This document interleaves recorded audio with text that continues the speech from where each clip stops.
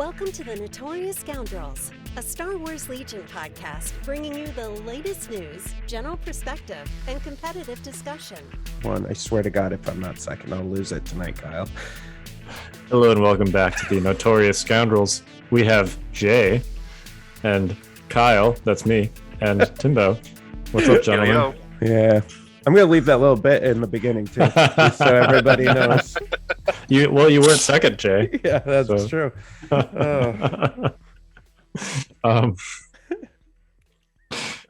have a lot to talk about today. We got yet more interesting, reveals is the wrong word because we got an actual release. That release being the Shadow Collective release. So there was a ton with that. We got rules for them. Obviously, we got the actual models. Some people still have them in the mail. Some people have them in their hands. Been seeing a lot of awesome postings of painted Shadow Collective Wave models. So yeah, we'll talk about that. We got some more previews, including Swoop bikes and some command cards for 501st. They did a battle report stream. Battle report's probably the wrong word because it was live. They did a battle stream live last week where they previewed those. So we'll talk about those. And I'm sure that will be plenty of talk about because we got actual mercenary rules. We got our hands on the real mercenary rules for how to use Shadow Collective finally. So yeah. But first, you got some housekeeping, Jay? Always. If you haven't seen, we are doing something kind of special. We know that everyone wanted that Gar Saxon shield that ended up being a print and play because it missed the box for shipment from AMG, or that's what they said anyways. I have as much information as you do on that. And so we decided that we would print them and send them to you for free. And so basically there's a form floating out there. I'll put a link to it in the description of this, where you could just sign up. You just put in your email address, name, and mailing address, and we'll send you out the card. No matter where you are. Internationally, I just put together 500 international today. And that is not all of them. And so, we're willing to ship them wherever.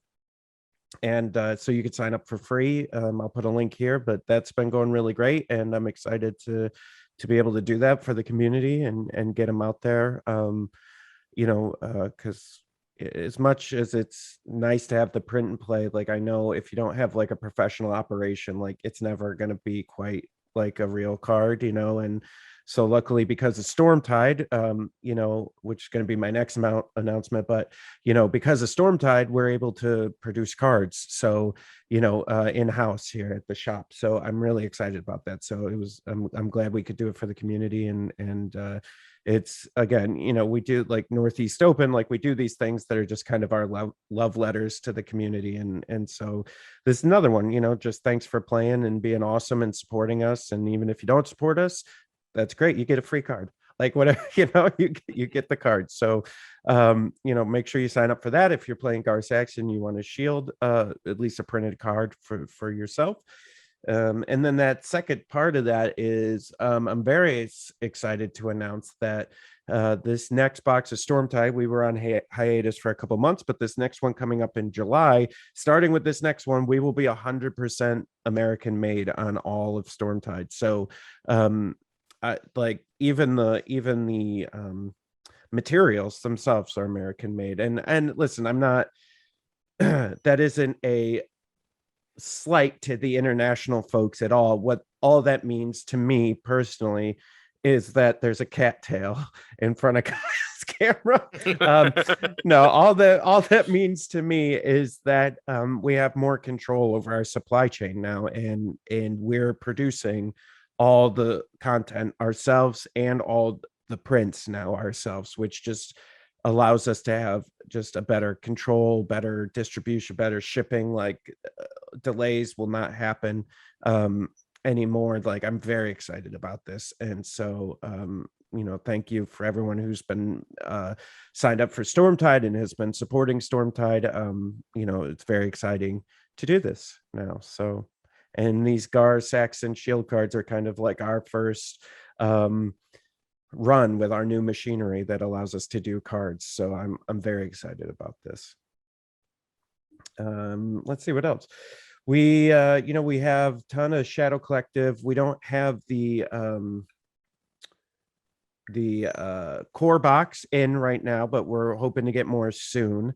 But we have tons of the everything else. So, go up to the store if you haven't gotten your stuff yet. We have a ton of stock right now. So go ahead and buy from us. That'd be great. And then also, if you like our blogs, we've been putting out a ton of two blogs a week now, which is very exciting. If you've liked our blogs or our podcast, support us on Patreon. That's great. That's how we take care of these folks and make sure they're still happy to write for us. So, yeah. So I think, I don't know. I guess that's it, Kyle. Right? That's a lot. All of it awesome. So, oh, you know what? One more. I wanted to put this at the top of the this time. So if you guys haven't seen our list building tool, Legion HQ, go to legionhq.thefifthtrooper.com. We've actually introduced a bunch of new tools, I guess, in it.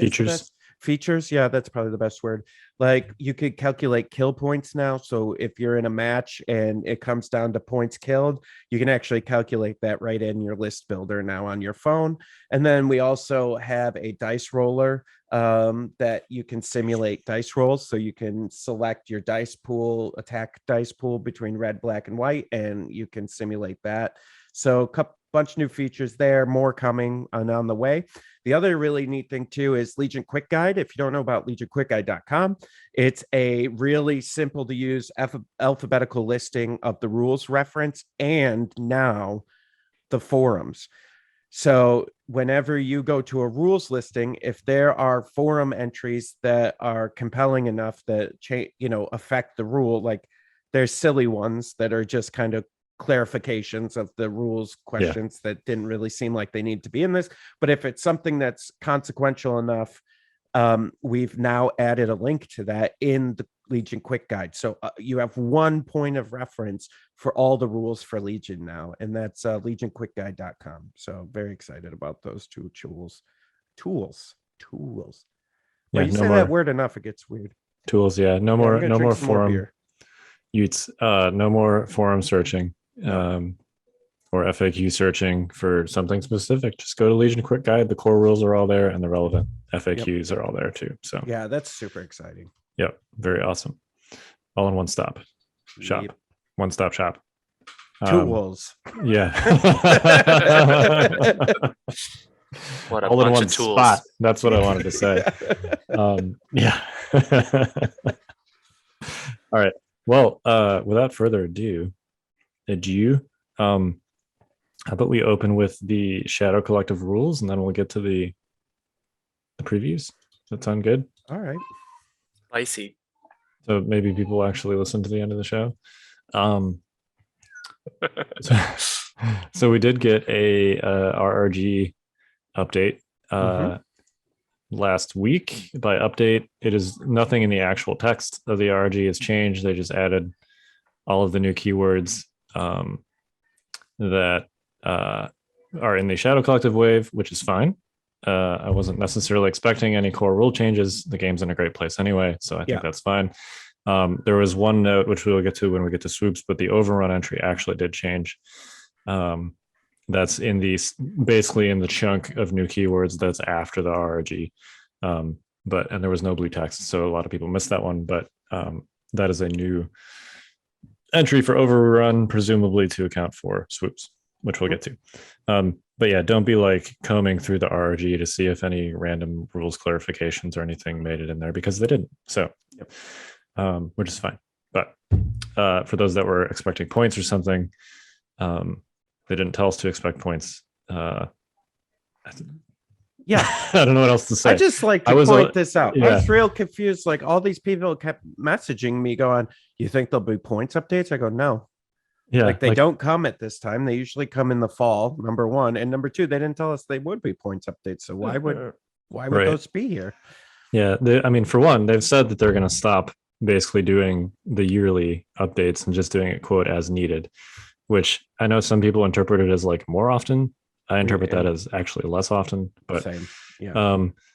Anyway, it's ambiguous. Regardless, even if they had been on that schedule, we would not be expecting anything until the fall. They told us to expect rules for Shadow Collective, and that's what we got. So, sorry, people that didn't get points updates. I would love some too. The game's in a great spot for the most part. There's some like super minor, like very small tweaks that you could do, I think. But other than that, I'd like to say, like, a lot of people have been talking about Republic needing tweaks. Here's the thing, folks.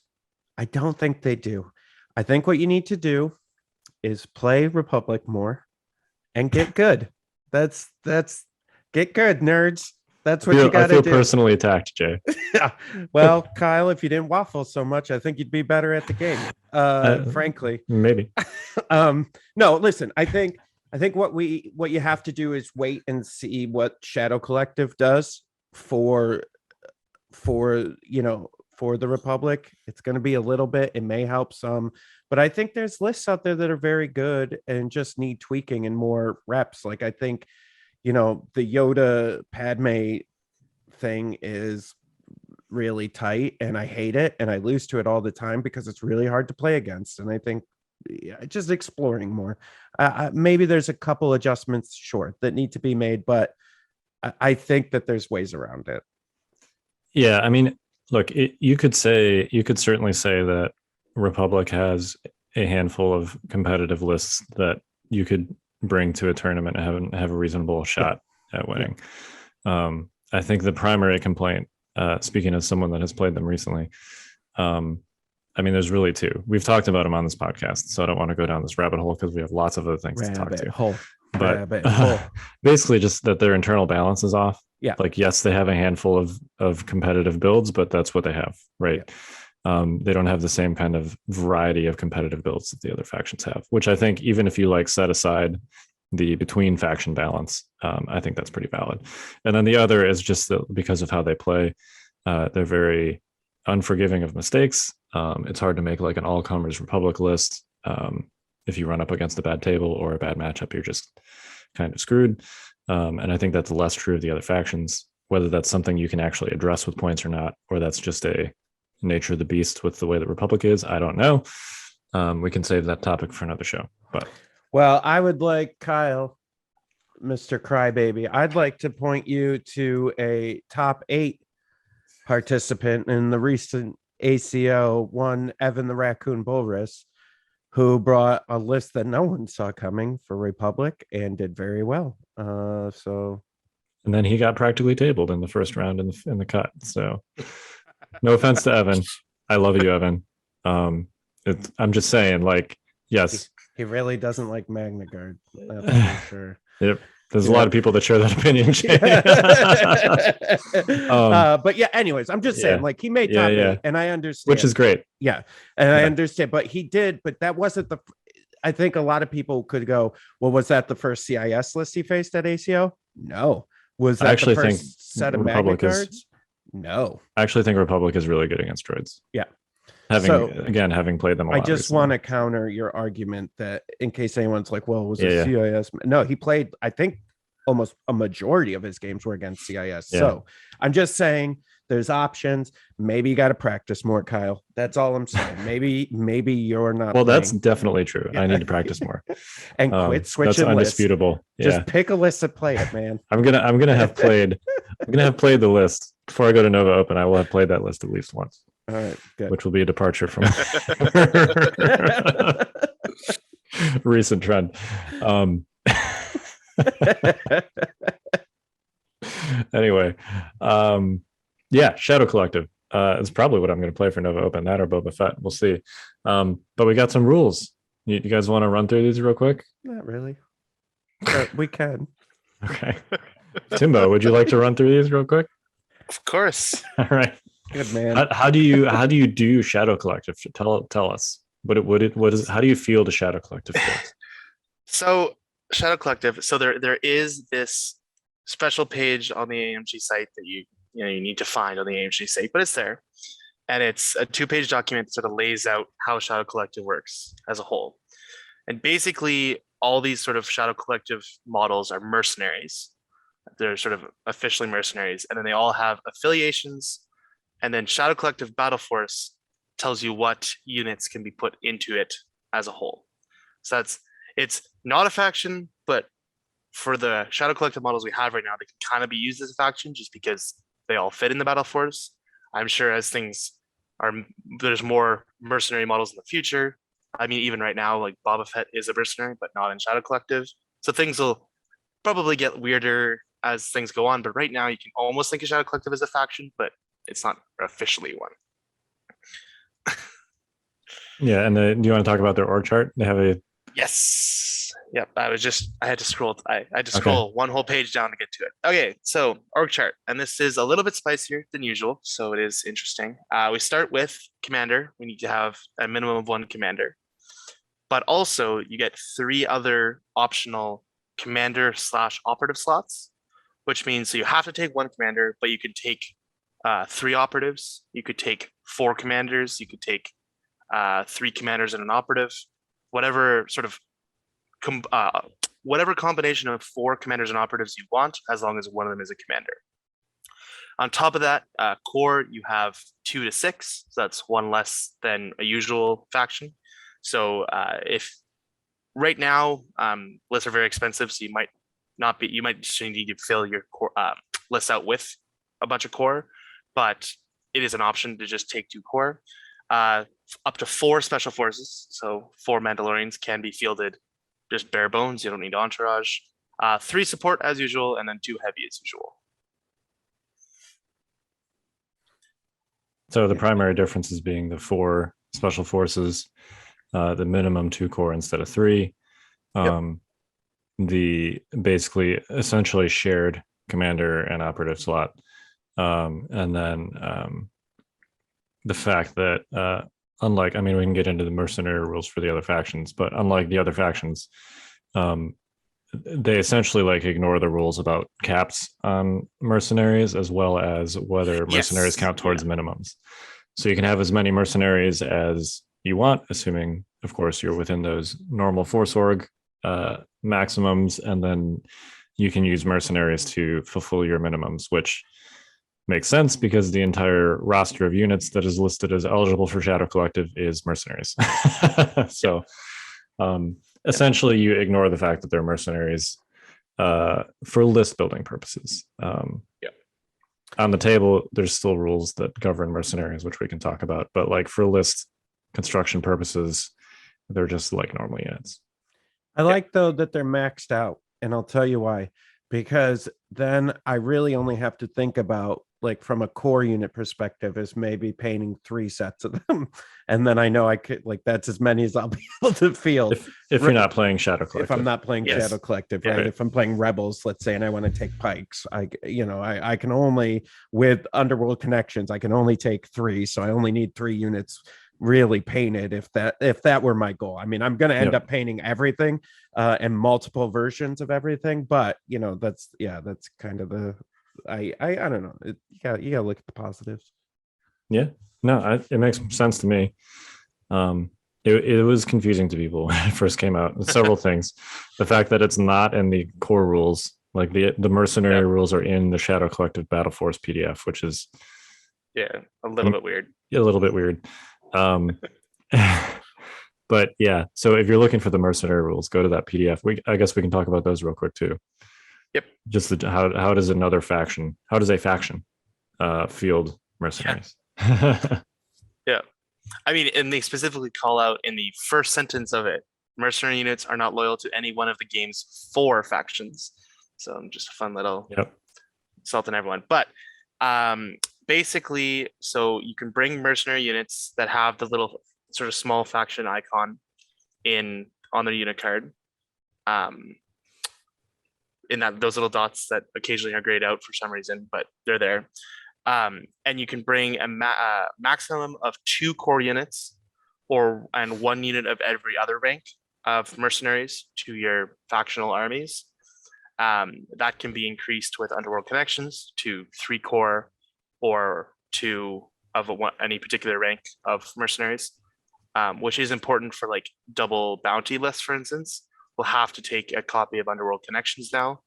Otherwise, they will not be able to field double bounty. So there's one important nuance there too, which is that Allies of Convenience does not stack. yes, yes, of course. So having 2 copies of Underworld Connections does nothing for you from any organizational standpoint. You could still potentially get some use out of the may issue orders bit of that, but it doesn't stack for purposes of unit maximums. It's also quite clear there was some speculation like, does this let you break the Force Org? The answer is no. There's no way to field 3 bounty hunters in Empire, for example, both because you're maxed out at 2 because it doesn't stack, but also because you can't have 3 operatives, and this doesn't let you break the normal Force Org. It just increases the number of mercenary units you can have. So yeah, Underworld Connections also doesn't break the Force Org for like Shadow Collective either. Correct. Yep. The only thing it does in Shadow Collective is allow whatever commander it is to issue orders to any of the mercenary units. Right. Which it makes sense why Mole and Gar Saxon would have that, so they can issue orders to everybody. But yeah, it doesn't affect their Force Org, Shadow Collective's Force Org whatsoever. So, yeah, I dig this. I'm always, coming from 40K, which, they call it like Imperial Soup, right? Or Chaos Soup. I don't know what it's like now, but when I quit 40K, or when I last played 40K, I have not quit 40K technically. No one ever quits. Really quits. Yeah, I still have the miniatures in my basement. I've played exactly 1 game since Legion came out. But anyway, when I stopped playing 40K, there was like a lot of leeway as to what units you could field with other units from other factions, etc. And it caused like all kinds of problems. I was super nervous about that when I saw that this was a thing for Legion. I think how they've done this organizationally with the mercenary caps and the fact that, like the core units have self-preservation and that they don't count towards your minimums and stuff like that, makes me feel a little better about it from a balance perspective. So I mean, you have to sacrifice a fair bit like to bring mercenary units into factional armies. Yeah. And some of the time it'll definitely be worth it, but you're not just willy-nilly throwing them in for no reason. Right. And if you are, it's not going to be probably very effective because they're going to panic off the table because they don't have a commander or something. So. Yep. Yeah, I dig it. They also, part of this document is the affiliations little thing. And it just sort of defines what all the little factions are, sorry, not factions, affiliations that we've been seeing on the cards are. Just gives them a name, as we kind of already know, but those are now described, and the hand it's called Maul Loyalists. So yeah, and then we've got rogues, which is the bounty hunters. And then you've got the other ones that we already knew, Pikes, Black Sun, and then the crossed axes is Raiders, right? Raiders, yeah. Okay, Raiders of the Lost Ark. Yeah. So that would be Swoops in the AA5. Yeah, and an interesting little nuance here is like, so the affiliations can issue orders to each other, like a Black Sun can issue an order to a Black Sun. Because Cad Bane has a card that issues orders to other things as well. So Cad Bane can actually issue orders to rogues because he is a rogue. So like a double bounty list that includes Cad Bane, he can actually issue order to another bounty hunter, which is just an interesting little like how that works. Yeah, and that's the same if you put like a comms relay or something on him or Boba Fett, it's the same. Now it's important. There were some fairly elaborate decision trees that people were putting out trying to understand like the affiliation order giving thing. It's much better to think about it, much easier to think about it from the receiving end. Basically, if a mercenary unit, so this only applies to mercenary units, can only receive an order from a unit of the same affiliation, unless that unit has the allies of convenience keyword. That's like all you need to know. Basically, people were like, "Can Cad Bane issue a B1 droid?" And it's like, well, is the B1 droid a mercenary?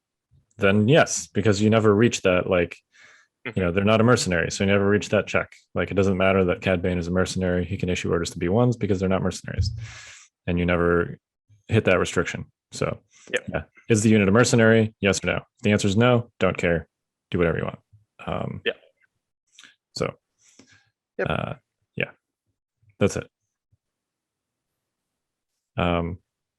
What now that we know how to actually field them, what Shadow Collective or mercenary lists are you guys excited to actually field? I've been thinking a lot of, I really like the minimum 2 on the core, and so like I've been thinking a lot about like a Maul and Mandalorian like list, because with Rookcast you get the what is it, retinue. Retinue. I thought that was the word, but for some reason I was like, wait, is that the word? You get the retinue with Maul, which is kind of cool, and so I like coming up with like a Mandalorian and Maul like super list that's gonna, I'm still formulating it. I don't know what would be in it 100%, but I have some ideas of how I would build it, so I'm excited about that.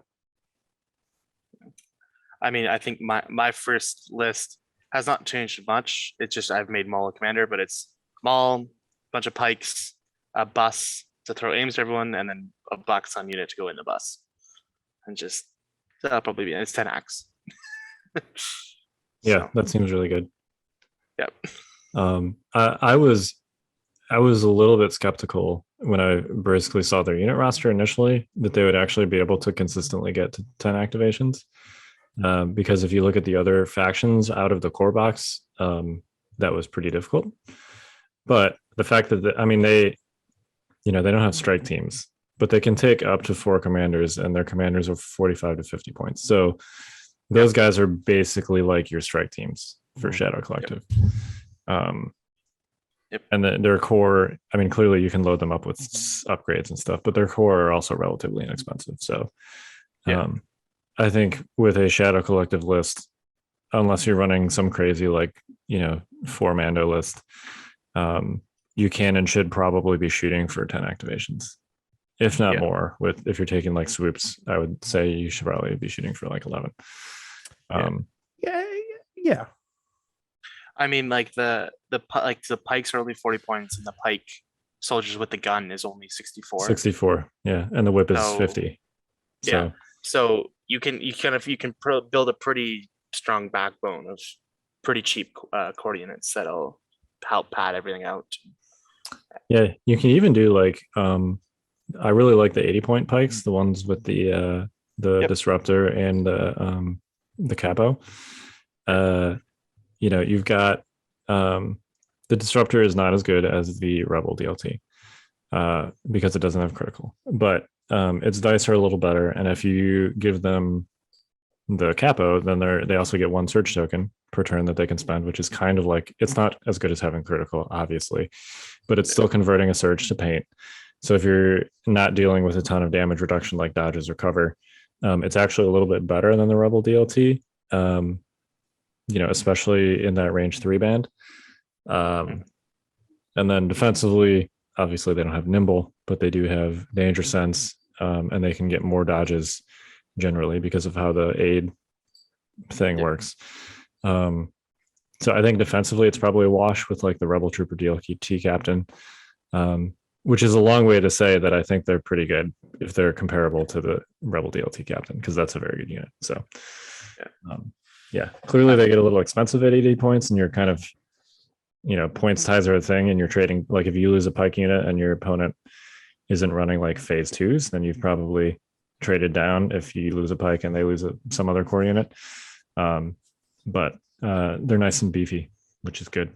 So the Black Suns too, like so this Black Sun I have in this list would be a Magdet plus a plus a Vigo, which is only 80 points as well, and it throws a boatload of dice. It's gross. If you put it in a bus, range 1 is super short, but if they're in a bus anyway, Yeah. Like, range 1 is going to be a lot less of a concern.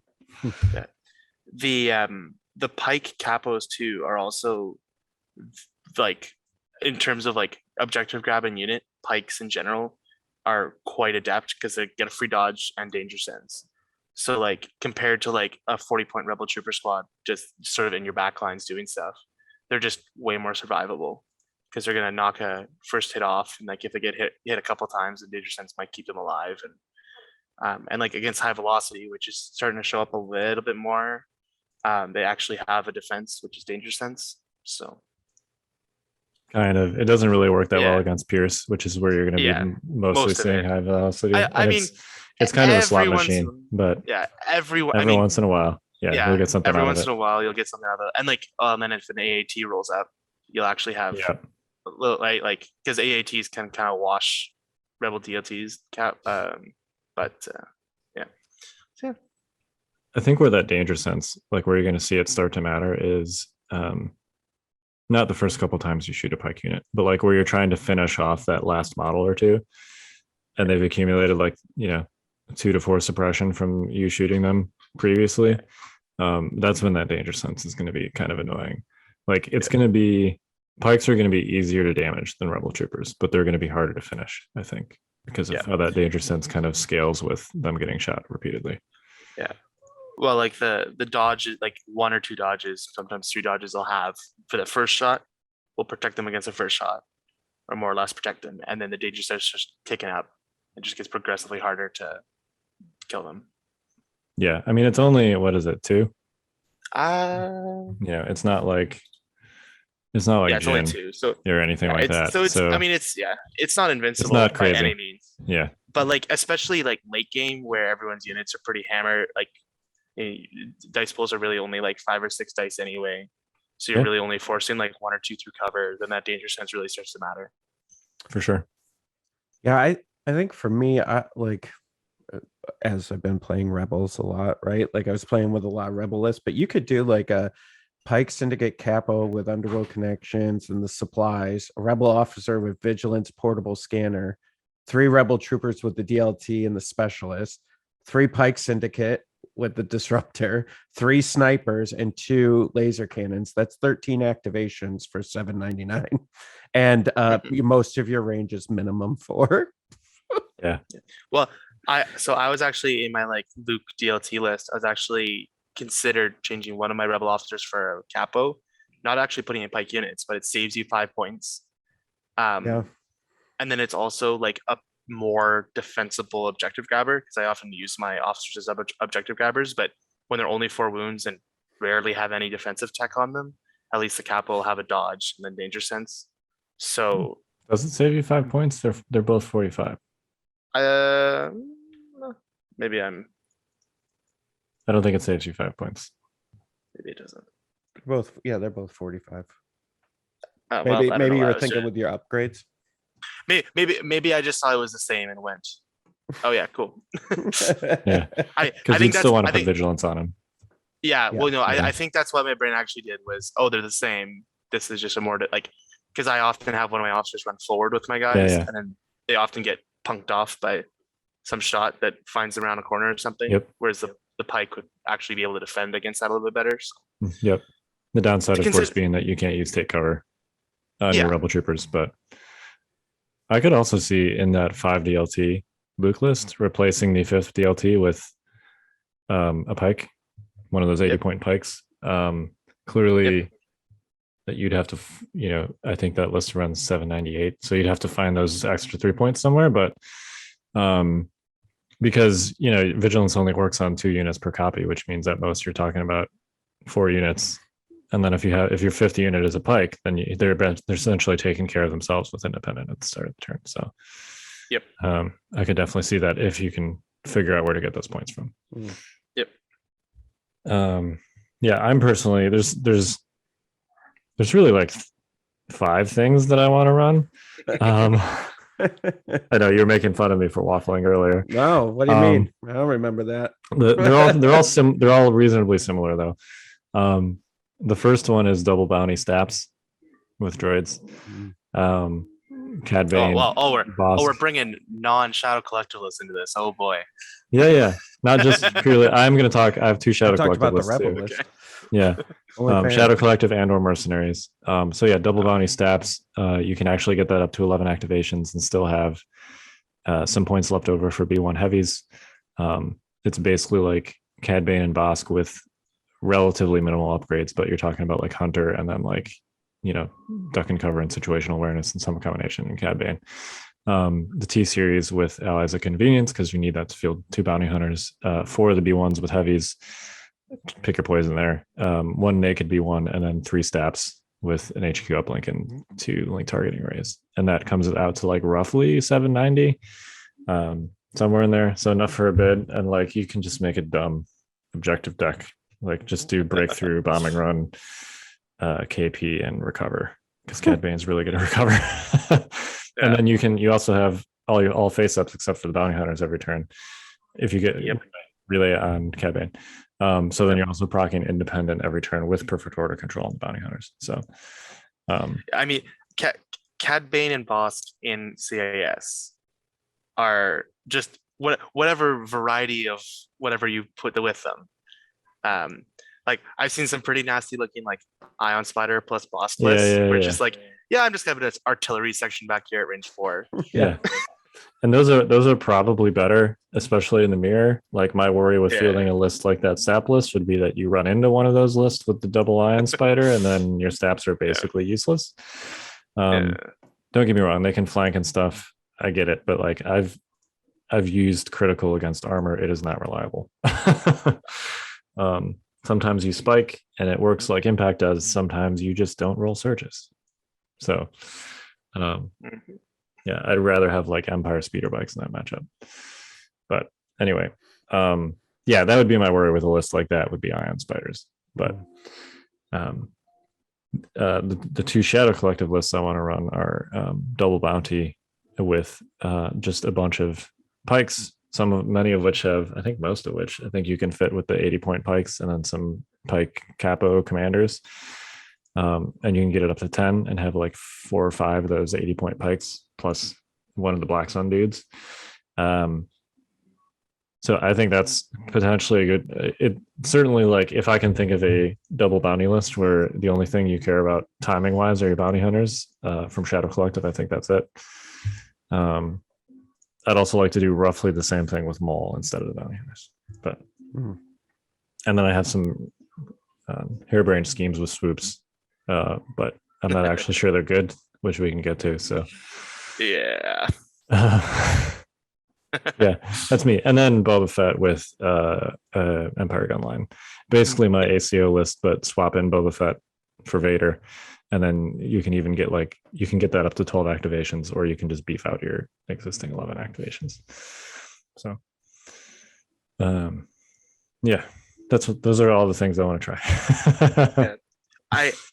I also actually do want to try some Mando stuff, just because like I've had some fun playing with Sabine in the past, and I think those models are so cool looking too. Oh, they're so cool, and I also think putting a bus behind it gives it a little bit of survivability with the medic. And then also like I think a bus with a medic and an aimbot in it, and you can just kind of wherever you need the bus to go, it's like give it some aims, give it some medic. I don't know how good it'll be, but I do really like the look of Gar. I'm not sure if he's super good, but especially for like casual like game nights kind of stuff, I could easily see myself playing a list like that. Yeah, I think it actually could be pretty good, honestly. Yeah. I know that the Rebel Mandos are kind of frowned upon these days, but the Shadow Collective Mandos have range 3, which yes, they huge thing. They don't hit quite as hard because they don't surge, but range 3 is big when you're talking about avoiding dying, which is frankly the Mando's biggest problem. Damage has never been their issue. So they also, I mean, the one Mando unit in Rebels that has done pretty well is Clan Ren, and part of the reason is they get a token every turn. And they have a lot more wings than the normal Mando unit. Yeah. But I mean, just that one token is also important, and all the Shadow Collective Mandos are going to get at least one token every turn, whether they get an order or not. And then if you run them with Gar, they're going to often have 2 tokens of some Gar kind. Saxon. So yeah, what a Mr. Saxon. Yep. So I think you can see some of the benefits of Clan Ren being brought to sort of more units of Mandos in Shadow Collective, so that it'd be interesting to play around with and see what floats the surface. Yeah, I would just manage your expectations a little bit relative to Clan Ren, because Yes. like that, they have 50% more health than a normal Mando unit, which is a lot. I mean, 4 Mandos roll 4 red dice and they're dead. Yeah, exactly. Like it's 4 wounds versus 6. That's a big difference. Yeah, it's and yeah, I mean, that's the kind of stuff that I don't think I would ever take it to a big tournament. Just sort of preying on surging red saves is usually not the answer. Yeah. But for even like 3 game day, like 1 day tournaments, sounds like a fun time. Yeah, I'm down with that. I'm definitely gonna paint my Mandos because they look amazing. Oh yeah. Speaking of things that look amazing, why don't we talk about swoops? The models. Let me clarify. Yes. The models look amazing.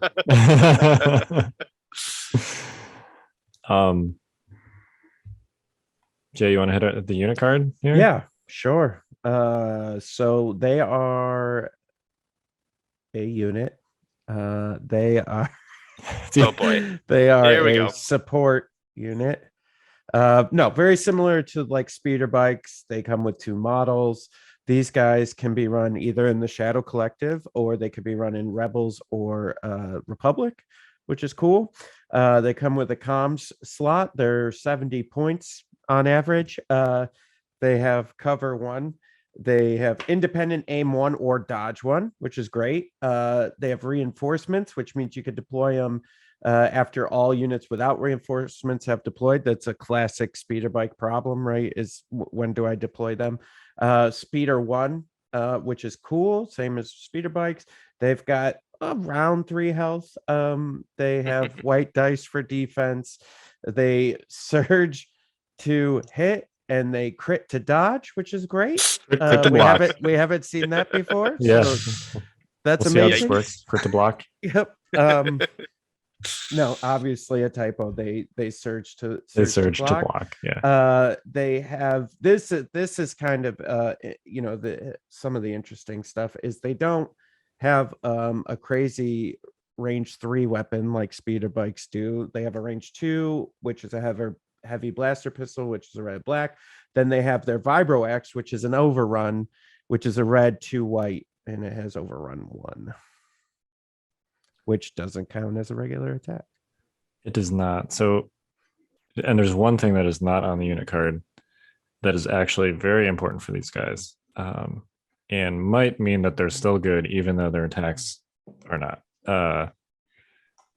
which is that they are on an ATRT sized basis.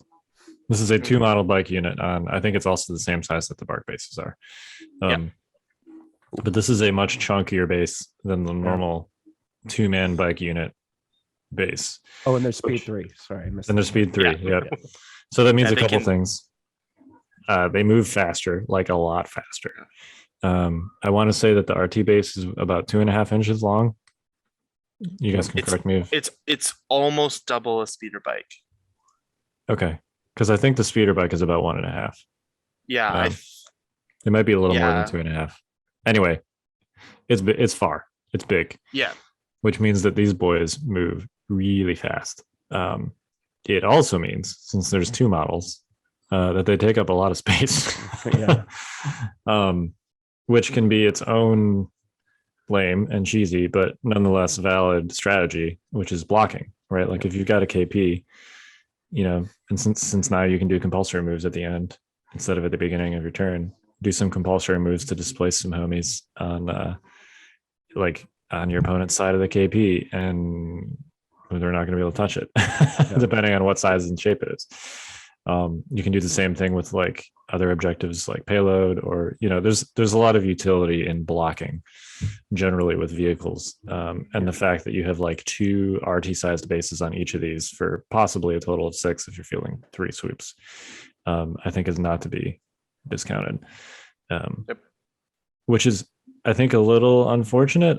I'd prefer if like a unit's value didn't derive so heavily from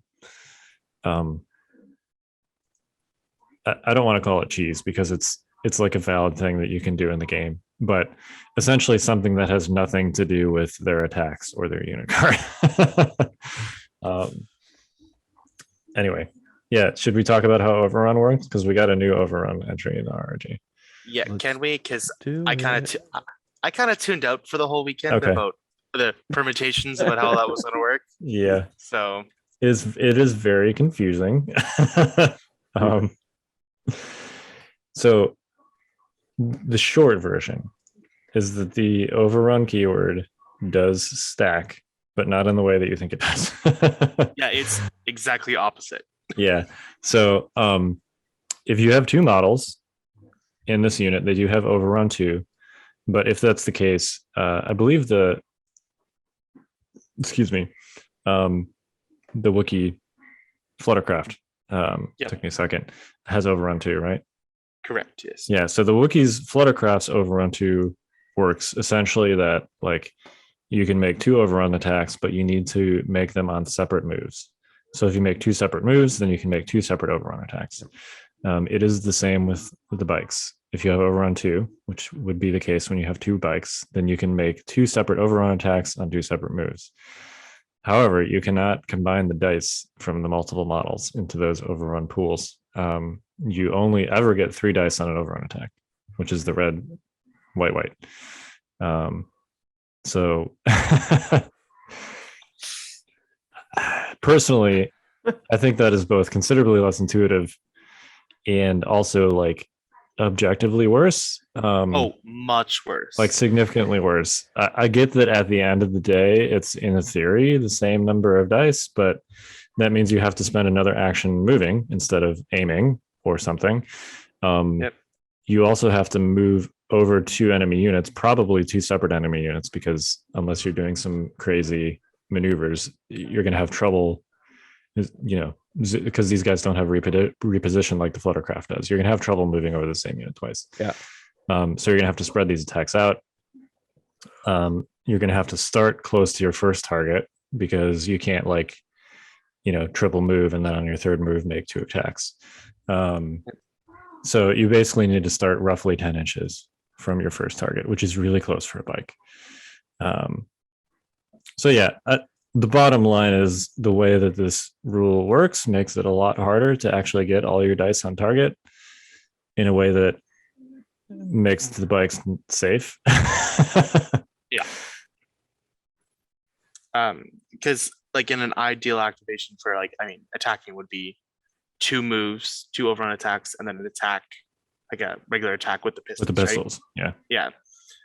Which is, so your time on target is basically you're just in the opponent's army. Right. Which, in addition to like being hard to pull off, and this is another problem with these guys, takes a long time to resolve. Yep. Yeah, I think, I don't know, it's interesting. And I think maybe with, I don't know, maybe with Republic, maybe with Rebels, I don't know. You could find ways to like block out, maybe you run these swoop bikes with with the AA5, and you kind of run them behind it, using that to block any like attacks on the way in, and then you're kind of whittling things down, and then you let the bikes finish them off. I think there's maybe some use cases. It just seems like, it's hard enough as someone who has run speeder bikes a number of times. It's hard enough to run speeder bikes when you can shoot 6 dice at range 3. So in order to use the thing I care the most about with this, I have to like get near people. Not great for white dice. To 6 Yeah. out. I mean, I do want to try a like double AA5. One of them has the raiding party leader to give all these guys demoralize one, Yeah. and then one of the AA5s has reckless driver, and just sort of like push 5 units of steel at your opponent. That's be going to like- be really unpleasant to Yeah. do. It's like, Oh, it'd be a nightmare. it's also going to take, I mean, I don't even want to get into the chess clock discussion, but like, can you imagine how long it would take to do your turn with 5 displacing vehicles that are fast? Yep. I can't even imagine. I hate everything about the displacement mechanic. I wish that I don't know what 40K is like now again, but like when I left 40K, the one thing that they did right was vehicles. And basically, like vehicles couldn't move over units. They had a melee attack, basically. Like even tanks had a melee attack. Everything had a melee attack. So like, displacement wasn't a thing. You just, if something is in a vehicle's way, you just attack it, Hit it. with your tank treads. Yeah. And that's like way simpler to resolve. Clearly that would require something like an overhaul of Legion, but chess clocks also probably kind of resolve this, because if you want to take a bunch of time displacing things, that's going to be on you. But yeah, I could foresee some like nightmare scenarios where you play like an aggro multi-swoop AA5 list. You just kind of like rush them all at your opponent and you spend 3 hours displacing things, and then time gets called and your opponent isn't anywhere close to the objectives.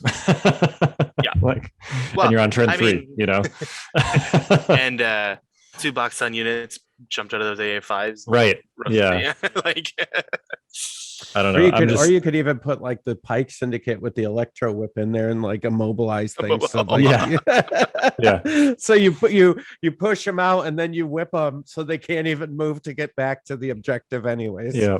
Oh, that would just be awful. Please do not do that, people. Too late. Already building my list. Anyway, I'm skeptical that these will be a good like attacking unit. I guess we'll see. If you get everything on target in that ideal scenario, it is more dice than like a normal speeder bike attack would be.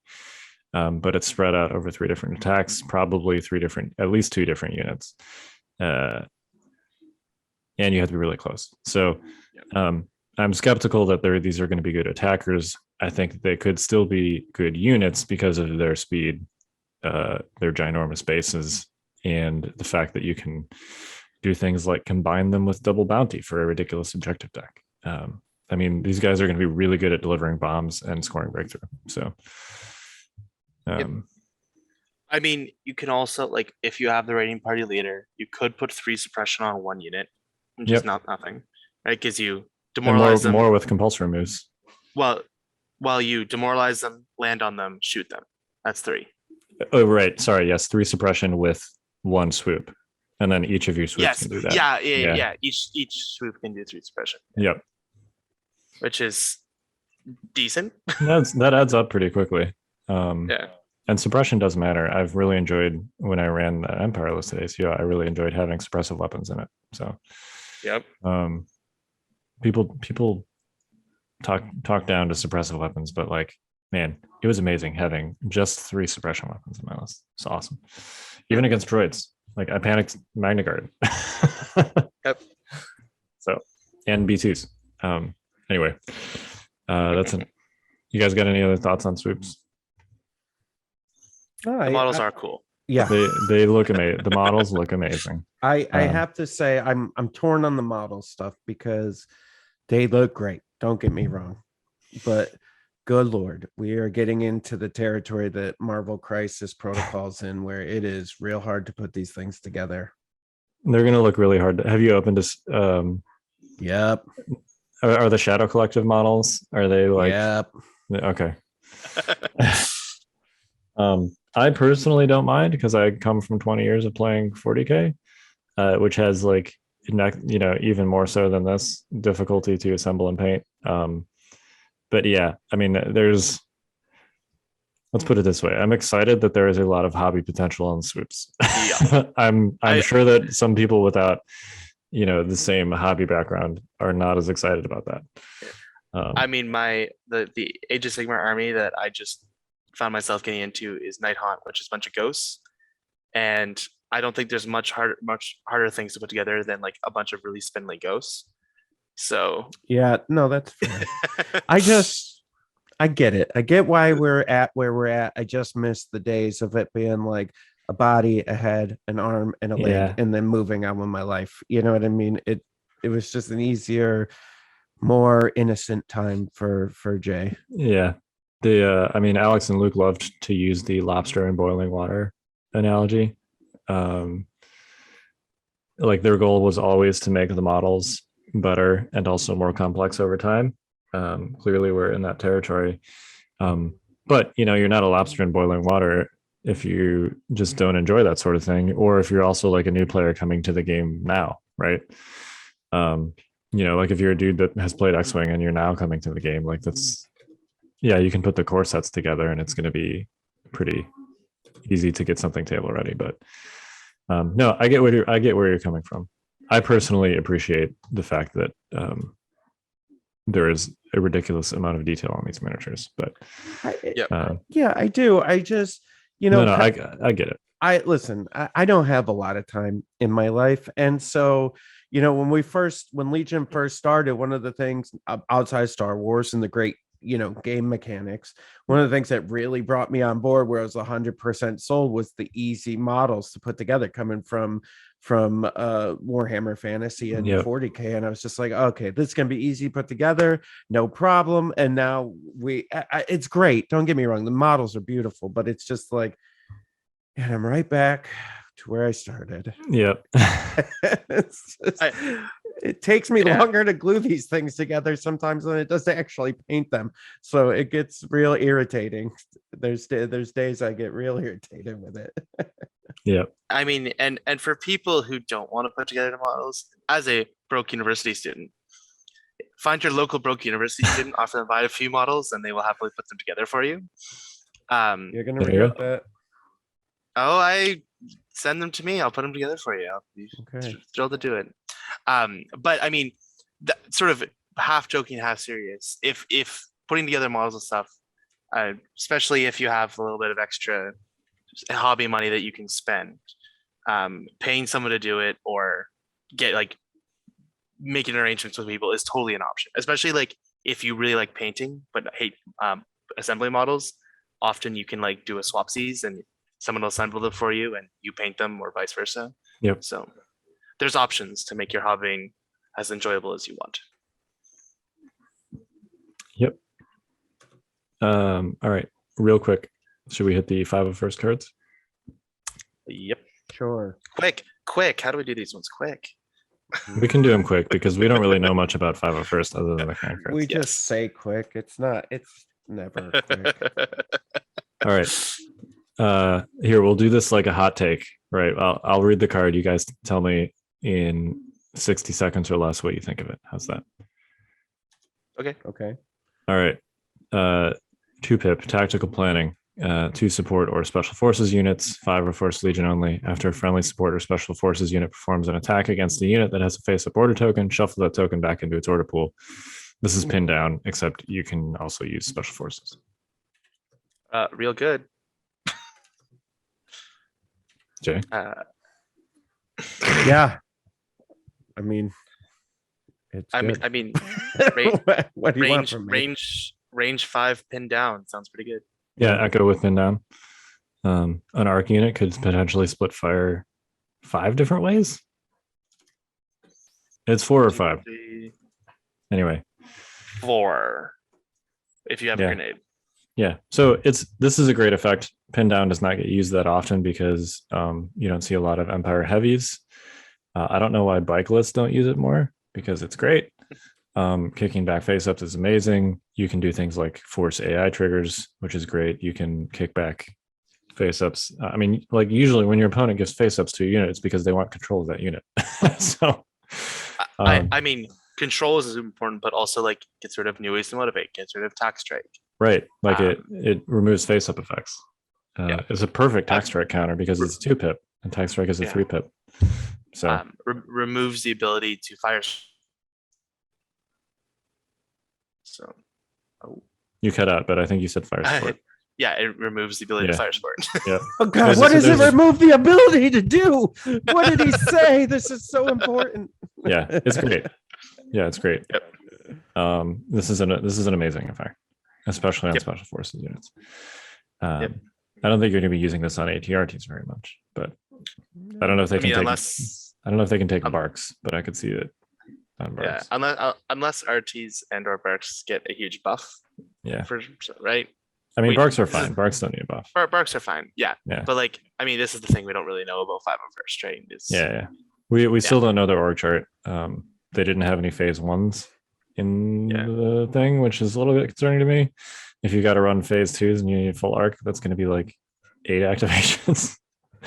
But anyway, we'll talk about that once I don't think they ever said these would be competitive. No, in fact, they explicitly said that they were. Well, what they said is they were designed with theme in mind first. No, not theme enough to give the Empire e-webs, but theme in mind. Yeah, no e-webs in the box. So I don't really get that on the Hoth thing.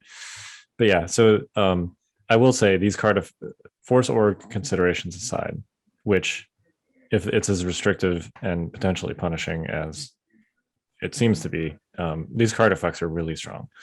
Oh, yeah. All right, lead from the front, 1 pip. When building a commander unit, when building a command hand, treat this card as though it has 2 pips. After a friendly commander is issued an order by this card, choose 3 other friendly units within range 1 of the commander unit. Each chosen unit gains 1 aim or 1 dodge token. Hot fire. Yeah, also amazing. Yep, because what clones need is more tokens, so good job. Not only is it a boatload of tokens, it is a 1 pip that does not go in a 1 pip slot. Yeah. I actually think the fact that this counts as a 2 pip is a little awkward because there's a lot of 2 pip competition in the list that you're going to be running with 501st. Yeah. Like if you're running Anakin, you're not cutting his 2 pip, right? Because it's arguably his best card. If you're running Rex, you're not cutting Air Sport probably. And then the amazing card that we just read off, their version of Pin Down, is also a 2 pip. So I don't know. That's a little awkward. Do we just lose Tim? Bye, Tim. Oh, I'm he's back. There he is. Yeah, let's get his little face down here, folks. It's tiny. Just keep him like that. Yeah, just keep it like that. You're punished for having bad internet. Oh well. All right. 3 pip leaders of the 501st, 3 special forces or core units, permanent. Allied units within range 1 to 2 of a friendly Anakin Skywalker and or a friendly clone commander Rex. Obviously, typo. There is no clone commander Rex. Yeah. Gain Indomitable. Was he ever promoted to commander? I think he was, like right near the end, right? Yeah, he was right at the end of Clone Wars. Right at the end of season 7. Yeah. Yeah. Clearly that's supposed to say clone Captain Rex. Not quite as funny as the crit to block, but it's there. Well, what do you think of the card effect? Again, hot fire. Yeah. Yeah, I mean, essentially, this gives your entire army Indomitable, which is ridiculous. Like the whole game. This is not for 1 turn. This is the entire game. Yeah. I hope that the card text on these is specifically because of how restrictive the force is, and not the trend indicative of what we're going to see AMG command cards look like. Yeah, I mean, listen, I think if it is restrictive, which we think it's going to be, this makes sense and makes it could potentially equal it out, right, for you. Yeah. With if you're like a 7 or an 8 activation clone, regardless, like facing a 12 activation CIS list, well, you're going to need all of this to even right. But yeah, I think it's hard to tell. I like all these cards. I think they're all really, really good. I think they're broken if you can get 10 or more 9 or more activations. I think they're broken. I would say 10, but yeah. Yeah. Because I think if you're doing 9, it's going to be like a bunch of clones. Yeah. Yeah.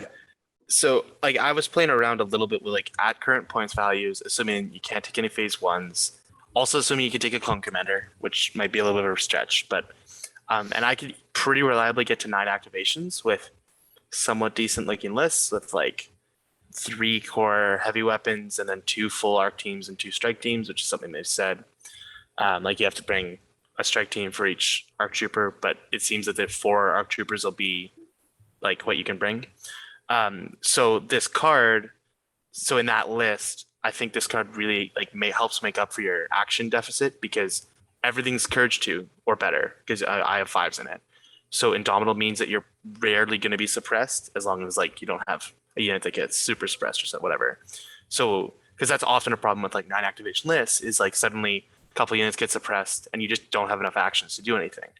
Whereas suddenly if your entire army basically has Indomitable, well, that kind of solves that problem. Not fully, but it really makes it more reliable.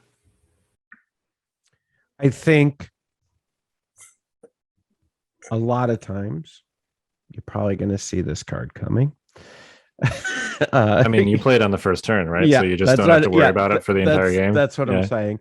So, there might be some things you can do to affect it, but Han is something I'm thinking of. But, I think there's ways to.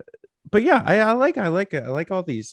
I like Pin Down. That's one of my favorite cards. So I like their version of it. That's a really good. I wish I could have it with strike teams. That would be nice. That'd be ridiculous. Yeah.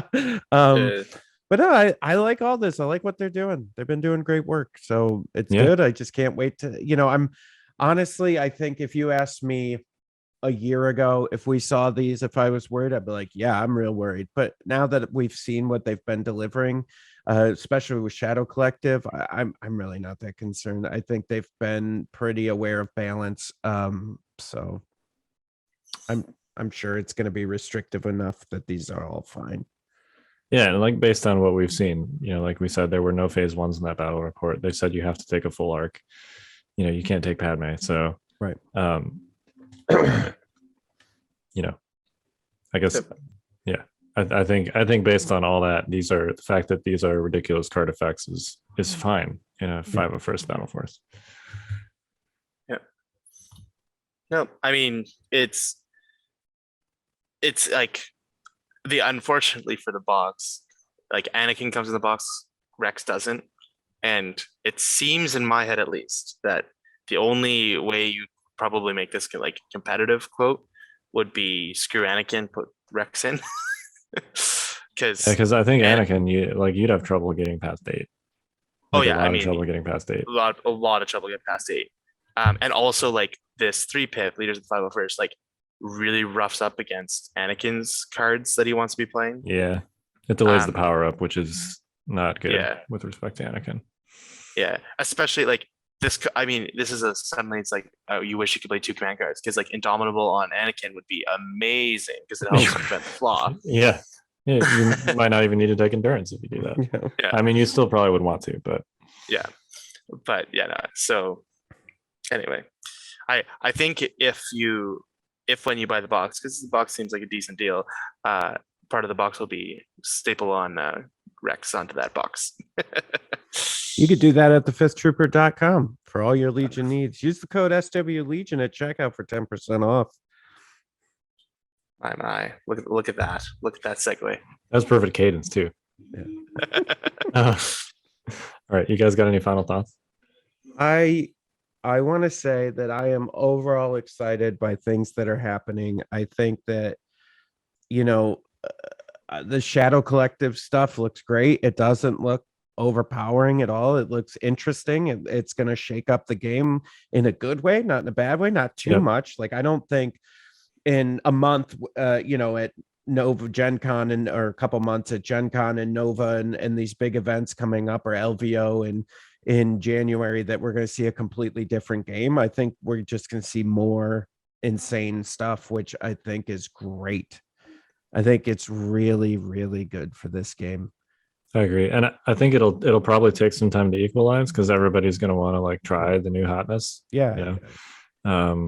Like people are going to be throwing mercenaries in their list, whether they're good or not, for the next several tournaments. Well, I mean, yeah, right. We saw AA5s winning all kinds of tournaments for a while, and now you're lucky to see one. But it's not because it's I know it got a hit. I understand, but it's still a good unit. And Ion Spider showed up on the scene. Yeah, and Ion, yeah. Absolutely wrecks AA5s. Yeah, of course. But what I'm saying is there's still a good unit you could take and mitigate some of the Ion Spider stuff. But as new stuff comes out, and then we'll get shocked by somebody that brings like a Veers triple speeder bike list and wins everything all of a sudden because it's like we forgot that was a thing. But newsflash, Veers triple bikes is still really good. I remember when that was like the best list in the game for several months, arguably. I remember games where you would have Veers triple bikes and your opponent would have Vade or Boba, and those were like. Yep.